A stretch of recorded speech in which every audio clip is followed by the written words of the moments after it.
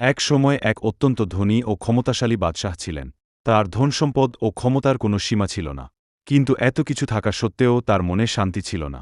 প্রতিদিন তার মনে শুধু আরও বেশি কিছু পাওয়ার আকাঙ্ক্ষা বাড়তে থাকত।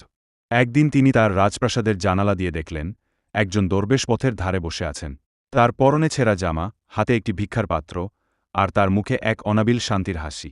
বাদশাহ অবাক হয়ে ভাবলেন, আমার এত সম্পদ থাকা সত্ত্বেও আমি এমন শান্তিতে থাকতে পারি না। আর এই ফকির কিছুই না থাকা সত্ত্বেও এত খুশি। বাদশাহ কৌতূহলবশত সেই দরবেশকে ডেকে পাঠালেন এবং জিজ্ঞেস করলেন, হে দরবেশ, আপনার কাছে কিছুই নেই, তবুও আপনার মুখে এমন শান্তির হাসি কেন? আমার কাছে সবকিছু আছে, কিন্তু তবুও আমার মনে শান্তি নেই।